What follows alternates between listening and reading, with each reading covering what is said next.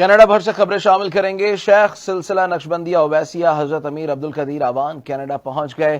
حضرت عبدالقدیر اعوان کا ٹورنٹو کے پیئرسن انٹرنیشنل ایئرپورٹ پہنچنے پر سینکڑوں عقیدت مندوں نے پرتپاک استقبال کیا، انہیں پھولوں کا گلدستہ پیش کیا گیا۔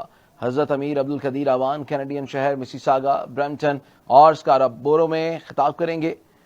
شیخ سلسلہ نقشبندیہ اویسیہ حضرت امیر عبدالقدیر اعوان کینیڈا کے مختلف شہروں میں نماز جمعہ سمیت دیگر اجتماعات سے خطاب کریں گے۔ حضرت امیر عبدالقدیر اعوان کا امریکہ میں خطابات کا آغاز 16 اکتوبر سے ہوگا۔ حضرت امیر عبدالقدیر اعوان بروکلن، شکاگو اور سان فرانسسکو سمیت امریکہ کے 6 مختلف شہروں میں بھی نماز جمعہ سمیت دیگر مواقع پر خطابات کریں گے۔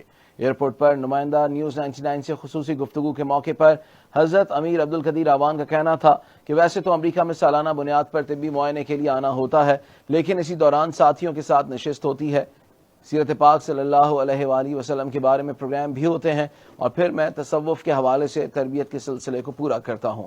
ایک سوال کے جواب میں حضرت امیر عبدالقدیر اعوان کا کہنا تھا کہ حالات جیسے بھی ہوں، ہر حال میں قانون کا احترام یقینی بنایا جانا چاہیے، اور یہی پرامن شہری ہونے کی عمدہ مثال ہے، جبکہ قانون کی عدم پاسداری حالت جنگ سے بھی بدتر ہے، کیونکہ یہ عمل نہ صرف کمیونٹی بلکہ معاشرے کو نقصان پہنچاتا ہے۔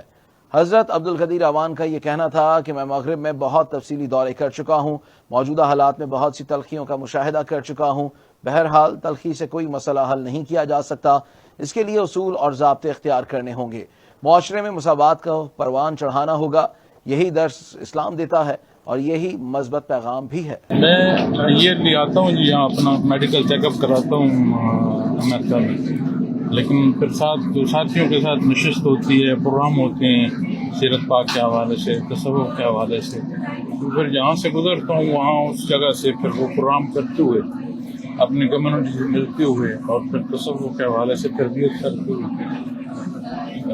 پورا کرتے ہیں۔ ماشاءاللہ ہمیں بڑی خوشی ہوئی ہے، آپ کینیڈا میں آمد آپ کی ہوئی ہے، اور ماشاءاللہ یہاں لوگوں کو بھی انشاءاللہ اس بات کا بہت فائدہ ہوگا۔